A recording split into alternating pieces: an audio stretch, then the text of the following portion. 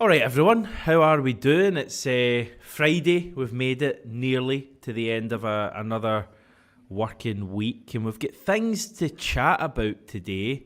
I am Hamish. We've got Tony. Tony, nice to be in the same time as you. It's very different doing it at this time. I must say, it completely changes your whole feeling going into it. Very different. Welcome back to Scotia. I said to you off air, are you breathing fresh air? You were saying yes, something like that. So, yeah, all good. Yeah, it does feel different for you, I would imagine, but I hope you have a great time back home and enjoy yourself. And obviously, you're going to Euros as well, so enjoy yourself there as well. It's funny, I went out, folk will say I'm an embarrassing human being because I pretty much went straight from the airport to Celtic Park yesterday, basically because I was doing a video for my own channel. But it was strange just being back at Celtic Park. Strange because it's been 10 months and a lot's happened since then, but those butterflies you get when you first see the stadium. And by the way, Celtic Park these days, I mean, it's always looked great, but the club have done some really good work over the past 10 years, I think, to really improve the look of Celtic Park. I mean, it really looks like an elite stadium, as we all know it is. Oh, it's a fantastic stadium, just that walkway up the Celtic way, excuse the pun, but it's just fantastic, all the kind of regeneration I've done around there, and adjacent to the Emirates Arena and everything that's surrounding it, and older people remember what it used to be like. I think there's a photo up today of the old Celtic end, and it's just like broken bits of concrete and all that on the walkway and the way up. So it is a fantastic stadium. As you approach it, you're looking at one of European football's iconic arenas. I've often said it kind of juts out the Glasgow skyline. You know what I mean? It's a wonderful amphitheatre, and people and tourists who stroll up would not be anything other than impressed by it. And as you say, Celtic have done a lot of stuff round about the stadium, and you're proud of the stadium, aren't you? You just get that warm buzz and feel. It doesn't matter whenever you go. There's just something special, and it has that aura about it, and that's why it's special on European nights, because it's something else. When the lights are on, and you just wish and you hope now moving forward that you have a team to produce on that stage, a team befitting of a home like that, and that's what we wish for Brendan Rodgers and the current team moving forward. Yeah, we might touch on that today because there's been a couple of, I think, quite interesting transfer reports. I think both came out within about an hour of each other last night, and I think they're both worth touching on, so we'll do that. Before that, big thanks to MPH Boilers for sponsoring this video alongside Weissman. Exciting news actually from MPH that they're opening a brand new kitchen showroom in Dunfermline with a VIP Vegas themed launch weekend. That's from June the 14th to the 16th, so not this weekend but next weekend, 10 a.m. to 6 p.m. I've told you about the prizes already. There'll be 10% off services, free boiler services, a chance to enter a draw for even bigger prizes. And if you win one of them, land on zero, you could even get into the grand draw for a 4-night stay in Vegas with a helicopter tour. So don't miss out that. RSVP now at www.launch.mph.group. What's on your mind, Tony? What are you thinking about regarding Celtic? Well, we just, as I say, I wrote a piece the other day, saying kind of Groundhog Day with regards to goalkeepers. It was pick a goalkeeper any day, pick a day, linking with a move to Celtic. But there's been a more concrete link overnight, as you say, hasn't there, with Peter Vindal Janssen, who's the Sparta Prague goalkeeper. He's the latest 26-year-old, played against Rangers in the Europa League, didn't he? So recently, there's noises coming from the Czech Republic that he could be the man to fill Joe Hart's shoes. He's just another in a long line of goalkeepers that have been linked, but there seems to be more to this one, doesn't there? I think I said earlier in the week that I felt that when we saw the name, you get a feeling, and you do get. I get a different feeling with this one, maybe to the other ones. I think there's still a lot of work to be done here. There's bits of this move that don't make a lot of sense to me in terms of he's been on loan at Sparta Prague for the season just past, they've actually just signed him permanently. I think Yeah. they only agreed that maybe a couple of months ago. He's only become their permanent player, I guess, in the last couple of weeks, and we are wanting to sign him. So it seemed a little bit strange that why I saw someone else saying, like, why wouldn't Celtic try and sign him before he signed for Sparta Prague permanently if we liked him so much? I mean, we've known Joe Hart's retiring for a good few months now. So I kind of struggle with a little bit of that, and it seems like he's going to cost a fair amount of money as well. I don't struggle with that part because I think, if Brendan Rodgers wants him and it's within reason financially, we need to push the boat out this summer. But there's just, I feel like the deal may be a way off, but it certainly feels like this is the first name that Celtic are genuinely very interested in. Yeah. I think we've had a few names thrown out before. Feels like this guy might be our number one choice as we speak.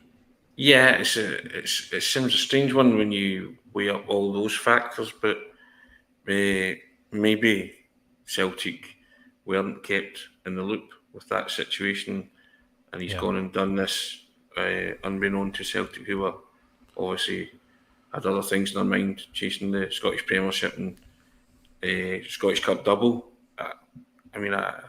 Maybe they've been keeping tabs on it and thinking, okay, we'll sort it out at the end of the season if we're really interested. And this has sort of happened and blindsided them a bit. But as you say, out of all the names, it just seems to be a wee bit more interest in this one, doesn't it? And I wouldn't imagine Sparta Prague would be too happy. But if that's who Celtic want, then I guess it was going to cost them money anyway. So that's fair enough. But yeah, there's some things that don't stack up, but there's a lot of things that do stack up for Celtic with this one. And as you say, sometimes you see names and you think there's more to it than this. So I think that's possible. Not saying that Peter Vindal Jansen will come to Celtic, but I just think that the noises you're hearing are that Celtic are definitely interested in him, regardless of what's just happened. Yeah. I'm just looking. I think Sparta Prague announced him permanently on March the 8th. I believe that was a couple of weeks after Joe Hart. So it may just be that time didn't work out in the right way. I mean, by the time Joe Hart had announced that he was retiring, maybe they'd already agreed a kind of permanent deal with Sparta Prague. Maybe we only became aware of him since then. I don't know. Maybe, as you say, we were just focused on what we were doing and we're going to leave it until the end of the season. He's played and came through at Nordsjælland in Denmark. He's played for AZ Alkmaar. He actually signed for them a couple of days before we played them at Celtic Park in that Europa League game a couple of seasons ago. He was on the bench for both of those ties, so he didn't actually play in either of those matches. But he very quickly became Alkmaar's number one that season. He then kind of dropped to be their number two for the following season, which may make you kind of go, right, okay, what's going on there? So he then went out on loan to Nuremberg in the second tier in Germany to get some game time, and then went on loan to Sparta Prague last season. And has done very well at Sparta Prague from the sounds of things. I watched a kind of compilation of some of the saves he's made. He made a really good one from Mo Salah against Liverpool. He made a really good one against Rangers. It might have been Ryan Jack. So it seems he's 26 years old, 6'4". He won a League and Cup double last season. He's not had a full Denmark cap, but he has been in a number of their youth squads. I think he's been called up for the Denmark full squad as well. He's just not played for them. So what do you think? 26 years old, 6'4". Seems like that's the kind of what you'd be looking for from a goalkeeper age-wise. Yeah, I think that's the kind of prototype or the photo fit of the goalkeeper that you want. And I guess if he's signed a permanent deal with Sparta Prague, then he's now their player, so you deal with them. And I think one of the commenters are saying it kind of smacks of the Jack Hendry deal when Jack Hendry left Celtic, and then he was being signed by a club, and then he would be punted on straight away for a huge profit. And Celtic supporters were up in arms about that, and you're just thinking, well, if you add the option to buy at the end of these loan periods and you buy them for that amount, then it's up to you what you do with them thereafter. So maybe Celtic were aware of that. I'm just trying to surmise like every kind of scenario, and maybe they realise that they're going to have to do that. As you say, if Joe Hart's announcement was announced and then they bought this guy at the same time, then maybe they were completely aware of it. Obviously, only Celtic will know that, but I mean, 6'4", 26, decent enough pedigree. I think that's the kind of goalkeeper that you want, and as you say, we've only seen snippets of him and the kind of highlights reel. So, you add the caveat that there must have been a highlights reel for Vasilis Barkas as well. So it's one of those ones, isn't it? So, I guess everybody's highlights reel is exactly what it is, isn't it? It's a highlights reel, so you can make them all look good. But listen, like you, I'm kind of erring on the side of caution on it, but it just seems like the name that Celtic are most interested in. The others have been fleeting, haven't they? Or maybe names on a list, that kind of thing, or agents just touting them for a move as it's the summer season for that. But yeah, I think that's one to watch with interest, Peter Vindal Janssen work, because that might have some mileage and some legs in it. And the other one that you were going to mention is Chris Mepham from Bournemouth. Mepham. Yeah, Welsh international central defender that can play in the left or right. Yeah. So this was Stephen McGowan linking. We know Stephen McGowan's. The other one was Mark Hendry. So yeah, I mean, this is an interesting one because there's a figure been mentioned for Chris Mepham as well, and it's £8 million. And what's more interesting to me is that Mepham's heading into his final 12 months at Bournemouth. 8 million to me, seems like a fair whack for someone who could move or agree a pre-contract in 6 months. But again, if this is someone who Brendan Rodgers wants, the argument may be if he wasn't heading into his final 12 months, he might be worth £16 million. So Celtic may feel they're getting a good deal here. Our interest is said to be in the early stages with Mepham. So I'm not necessarily saying this is one that's going to happen, but again, it's clearly someone the club are aware of. If this kind of report has been putting out, he's not played much for Bournemouth last season. I think he played 10 Premier League games, 6 starts. Number of injury issues. So he had a big knee injury that kept him out for 3 or 4 months. He also had a health issue later on in the season, according to the Bournemouth manager. I don't know exactly what that was. So he's had a bit of a tricky period, but as you say, he's been capped a lot of times for Wales. 36 times, yeah. A lot of caps for a country like Wales. We know that they've got a lot of these kind of players who kind of excel when it comes to the big matches. I know they're not with the Euros, but in general, they've got a lot of players who you maybe look at and think they're not particularly fashionable names, but they really excel, and I think he's one of them. So I'm quite intrigued by this one. A Premier League defender up until this season just passed. He was a regular in the Premier League for Bournemouth. And £8 million always kind of makes you kind of stand up and take notice, doesn't it? Because Celtic don't often spend that kind of money. Yeah. I think the two things that you said there, health problems and a knee issue, that would need to be nailed down by Celtic and see that there was no ongoing issues regarding both of them. Yeah. Again, you're trusting the manager. If the manager wants him and he likes him, he's obviously a name on a list. Well, the other name that keeps being bandied about, Scott McKenna as well, isn't it? He's available on a free from Nottingham Forest potentially, so he's left-sided. But yeah, I mean, is £8 million a lot to pay for a Premier League defender? Probably not, but when you mention he's in the last year of his contract, people might argue the toss over that one. But again, it's an interesting one, isn't it? There's clearly something in that, especially the source that it came from. So you have to think that there's something going on there, and Celtic are checking that out. As you say, early stages in that development, but maybe trying to get in there quickly and conclude a quick bit of business. And I don't think Brendan Rodgers or the club should balk at paying £8 million for a defender, but they have to be sure that this guy's the right fit in terms of fitness issues, health issues, moving forward. But Brendan Rodgers, I'm imagining, has clearly targeted him for a reason. So maybe he's one of those that Brendan Rodgers thinks he can bring in and do a job. Because I think it's safe to say that Celtic are in the market for a central defender, aren't they? I think it's someone Rodgers will have come up against down south and will be aware of. I just wonder if he sees a bit of Carter Vickers in someone like Mepham. for me, looking from the outside, they would seem to have similar-ish kind of pedigree prior to coming to Celtic. We paid a significant amount to Carter Vickers, and it's obviously been a really good move, and it's a bit different given that he was alone initially. But I think finding a partner for Carter Vickers of a very similar level is a huge thing this summer. Imagine we managed to find that partner who could play in the left-hand side next to Carter Vickers. It would be really, really promising, not just for Scotland but Europe next season. I think that's all what the Celtic supporters want, don't they?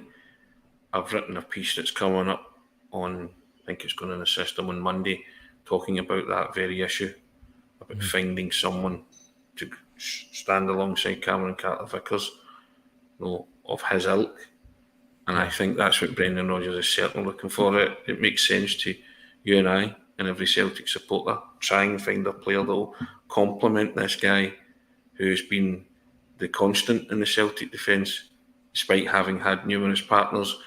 And when he's been out injured, that loss has been felt massively by Celtic. So I think it's imperative that you get a defender in Cameron Carter Vickers' ilk, someone like him who can play on the left-hand side, and the two of them just work in tandem. I mean, Cameron Carter Vickers can play alongside anybody, as he's shown. Count his partners that he's had: Stephen Welsh, Kobayashi, Narovsky, Lagerbielke, Starfelt, Jens. You know what I mean? So the problem is not being your whole central defence, it's just been one area, hasn't it?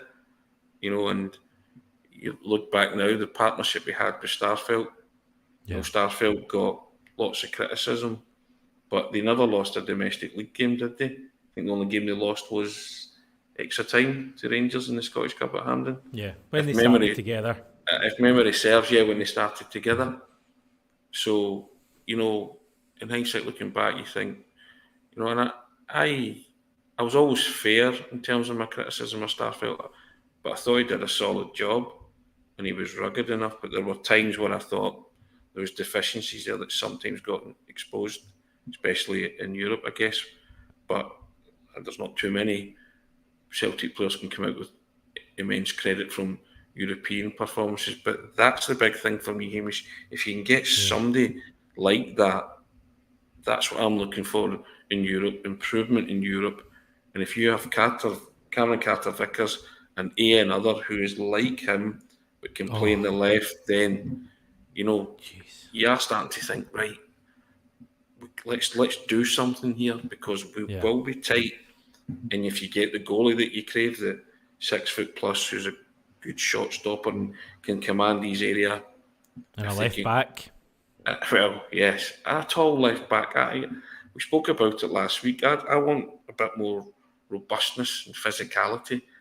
I don't think that's too much to ask, and I think the manager's thinking like that too, judging by the way he plays his centre forward. He wants a robust, powerful focal point.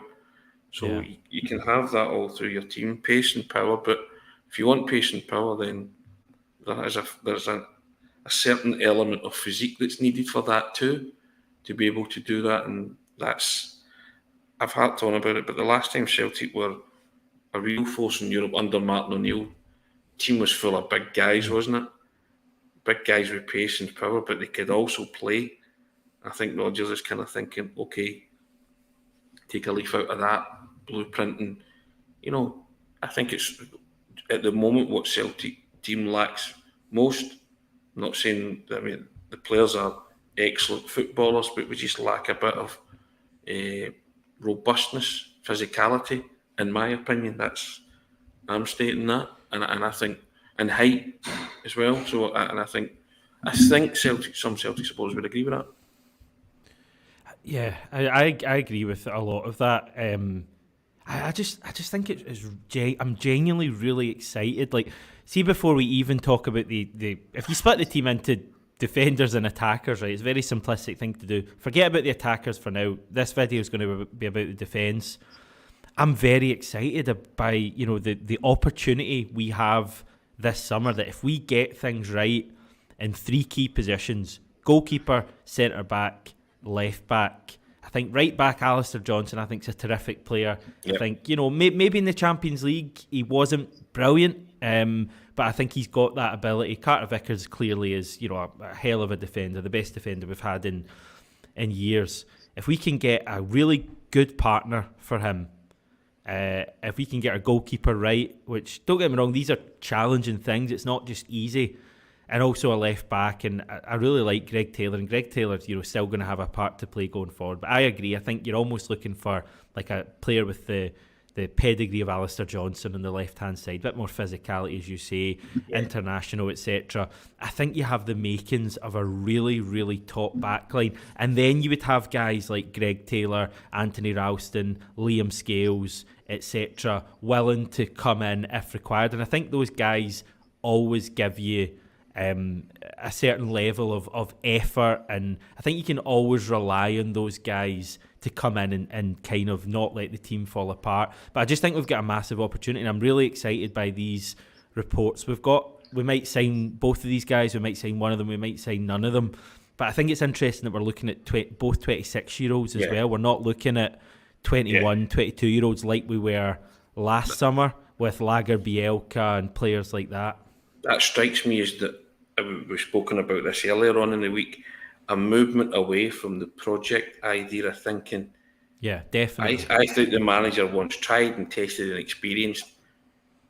Mepham, 36 caps for Wales, a regular in the Bournemouth team in the Premier League up until kind of this season. But guys that have been over the course and distance, that's the only way you're going to advance in Europe. We said, and I said earlier, I think it was Monday, bin the project stuff for a year. I'm not saying if a good young player comes up, you don't try to go and sign them, but I mean your specific focus in these positions, goalkeeper, left back, centre back, midfielder, striker, tried and tested. No projects for me. If it means lashing out some cash, go and do it. The money's there, so you shouldn't be balking at any. Well, I'm talking about within Celtic's financial parameters. Celtic should be able to spend between £8 to £10 million on a player. Whether they do that or not is up to them. But that's the market you're now shopping in. That 6, 7, 8, potentially to £10 million player. I think for a club like Celtic, will they do it? Then that's another thing. But I think the manager's keen on getting that bracket of player, 7, 8 million, tried and tested and experienced. And that's why we're being linked with people who are a cut above, as you say, what was happening last summer. The guys at 25, 26, hitting the prime of their career, come to Celtic and take Celtic up a notch, another level. I think the managers realised that. So I'm like you, I'm excited because if Celtic can get it right, on those, especially those three key positions, goalkeeper, left back, and a centre back, then there's enough to work on there to move forward, isn't there? And think, okay, that it's that quality. That's the manager said last year, let's get to work. That quality that they'll bring in this summer will define what Rodgers is doing and the work that Rodgers and the recruitment team are doing. And you have to trust them that that's exactly what their thinking is. And at this moment in time, fine, links are great, signings are better, aren't they? But I get that it's early, the window's not open, but it seems to me that they're certainly strategically going about their business, quietly and effectively, and targeting the right kind of players. Let's put it that way. As you say, these guys might not come in. You might get one, you might get two, you might get every target, but at least I'm encouraged by the prototype that they're going for, Hamish. Yeah. No, I am as well. I think it's something that we've called for, and you can still have a couple of younger players. I really don't like that P word, but you can have a couple of the kind of younger players who can come in with that potential. That's another P word. But I think in terms of those key first team areas, you want proven players. Like I think sometimes the club recently have lost track of what we are. We are a football team who want to win matches, and we're trying to win matches in the hardest club competition in world football. It's a very difficult thing to do. We're not an organisation just formed to sign players and sell them on for more money. We're an organisation formed, football-wise. Obviously, I'm not talking about all the other stuff Celtic stand for. Football-wise, to sign players to get results. That's why we sign players, not to sign players just to sell them on. Right, I'll go through a few of your comments because they are firing in. Ross saying Vindal was on loan to Sparta for the season with an option to buy. He's theirs now, so it just means we deal with them. Plunge wondering how much Jensen will cost. I don't know if that's actually been reported, has it? I wonder if you're looking at a similar amount, 8 million, something like that, potentially, if he's just signed for a team like Sparta Prague. They're in the Champions League, by the way, Tony. They're in qualifying, though. Yeah, and so, fine, but there's a big difference between qualifying and 8 games, stroke 10 games. So you might fancy it, so you've got, as I've said, if these players are persons of interest, then you got to ask the question, and then you rule it out or rule it in with the answers you get back, don't you? So that's as I say, I'm encouraged by the level of player that they're going in for, or certainly early kind of talks that they're having. That's encouraging, but you have to ask the right questions and get the right answers back. And if they're somebody who you're willing to pursue, then you pursue them till the end of the earth per se, or to within your financial parameters allow. But if that's the case, I'm fully expecting to lash out £7-8 million on a goalkeeper, Hamish. Quite comfortable with that. Yeah. Now I just want to see if Celtic are comfortable with that. I'm fully prepared to lash out £7-8 million in a defender. I'm comfortable with that as well. But I'm comfortable with that outlay on 2 or 3 quality players. So I'm happy with that, but it's just to see what the Celtic board are happy with. But that shouldn't be a stumbling block. Those kind of figures being bandied about, that shouldn't rule Celtic out at all in that reckoning. Yeah. Because I'm not sure exactly how much we spent last season and last summer in transfers, but I would say it was at least 20 million. So we've spent money, it's just not been spent in the right way. We got a comment in there saying, Jerry saying we've taken a risk with too many players of late. I totally agree with that. There's players there that I think the club have been looking for the perfect signing with potential.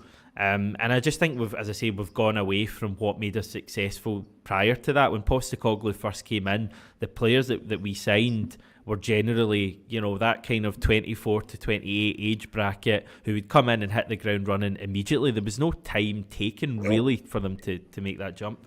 And the thing about it, Postecoglou was the manager, chief scout and head of recruitment because he had local knowledge of these players.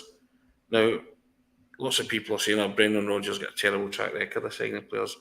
Yeah, you could throw a googly in front of any manager with their track record of signing players, but he has to be all over this, and get the players in that he wants, that he's identified, from his own personal lists, nobody else's, and then you work with your head of recruitment, whoever that is, moving forward, saying, these are the guys I would like, can we get them? These are my persons of interest, go and ask the questions, but you have to trust the manager on this, like the same way you trusted Postecoglou. And he got it bang on, didn't he? And as you see, you want the difference makers, the guys that can hit the ground running. The manager himself has said he wants quality. So if he wants quality, he knows what quality players he can get. Working with a club like Celtic, he's too shrewd for that, so he knows. So I think, as I say, this is a big summer for Celtic. They really need to get to work, as the manager said, on bringing in that quality that they didn't give to the manager last summer, and he won the title despite of those kind of setbacks and hurdles that he had to face. You have to give him the best chance to succeed both domestically and in Europe, and that means opening the purse strings and bringing in the best quality that Celtic can bring this summer. And as I say, I'm not balking at these fees, 8 million and stuff like that. If anything, it would reinforce the fact that Celtic are going to back Rodgers and help him take it to the next level if they do sign players of that ilk, Hamish. Yeah. Just when you're talking about the transfer fees, I'm literally just loading up now the most money we've ever spent for players. Doesn't quite seem right because Jota's at the top of it. I'm pretty sure Odsonne Edouard is actually our record signing. 9 million, yeah. 9 million. Money well spent, I think we'd all agree, given what Yeah. Edouard brought us. And obviously we made, I think, 16 million when he went. Jota, Carter Vickers were both, 6.5 million. Wow. Again, money well spent with both of them. Again, we made back that and more with Jota. I think Chris Julian was another one. I think that was £7 million. Again, I know it didn't end great with Julian. I would argue that wasn't a bad sign, and Julian gave us some really big moments. Cup final, Lazio, he was a solid defender until he got that injury. So the point I'm making, obviously after that you go back to the early 2000s with people like Sutton and Hartson and Berkovic. The point I'm making is, Tony, that generally when you spend that wee bit more in that kind of 7 to 9 or 6 to 9 million kind of mark, generally you get what you pay for at a club like Celtic, and you get quality. And I would rather the club sign one player at that kind of mark than 2 or 3 projects like we did last season. I mean, how much in Tilio, Yang and Home, for example, how much would we have spent on them? Probably close to what you could spend on. And that's the thing, isn't it? And I think lots of Celtic supporters thinking is like that. See if they spent like 21 million on 3 £7 million players, but they were quality, and their quality. If that's the kind of money you're spending on, you would accept that straight off the bat, wouldn't you? You'd say, right, great, And I think you do get what you pay for. And Julian was very unfortunate. What happened to him just was never the same after he collided with the post that day. But yeah, as you say, he was a big solid stopper, wasn't he? And provided some decent moments, and you felt kind of calm and safe and reassured with him at the back of the pack. So that's the kind of I would never dream of telling the manager how to do his job. I think he's well across this, and he's all over it. So I think he knows what's required, and I think it's that thinking that they have to trust the manager the same way they trusted Ange Postecoglou. Gave him everything, really, didn't they? Yeah. He said, I'll win you the title back, but I need him, and him. And lo and behold, it happened. So I think Brendan Rodgers told you last season he would see you in May.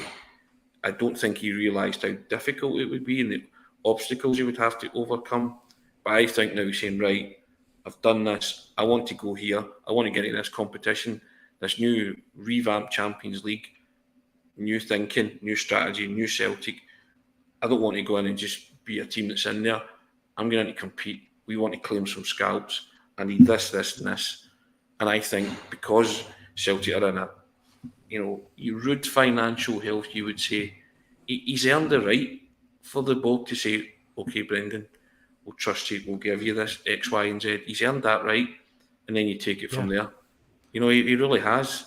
And as I say, I'm excited by it. I was excited last summer, and it didn't happen. And I was really crushed by it. I think it crushed a lot of Celtic supporters' hearts and souls. I just don't want to repeat this season because there is no excuse for it this season.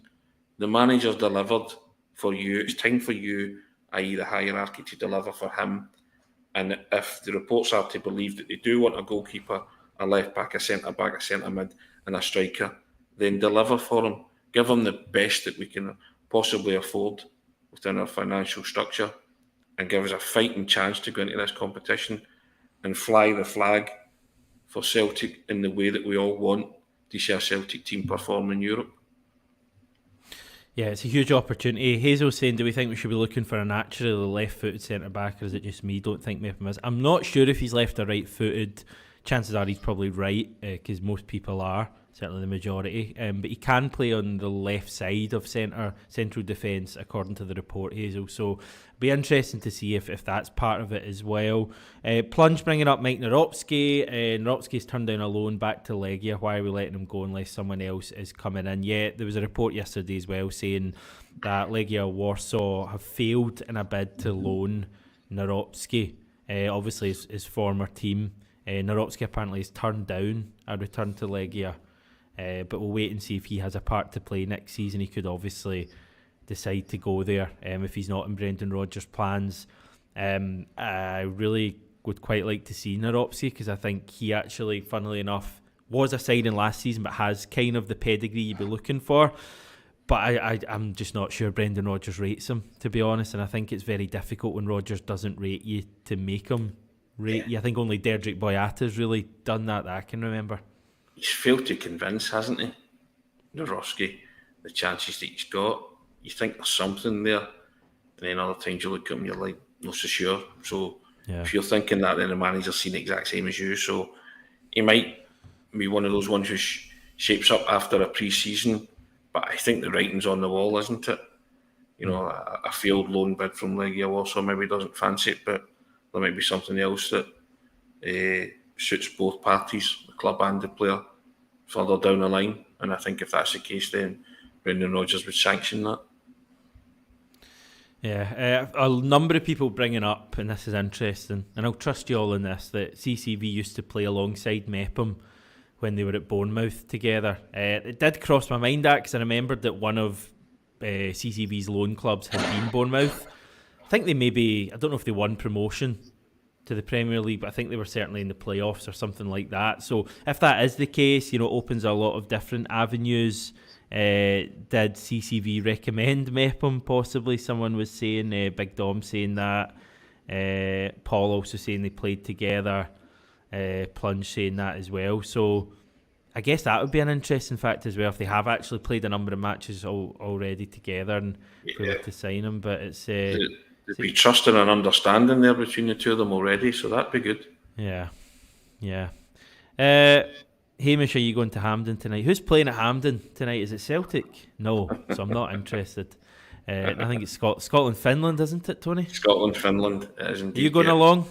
Final warm-up game. No, I'm taking part in a sports day today for Childline. My 52-year-old bones are going to be, I don't know, a variety of sports day events. So I'm, What are we talking?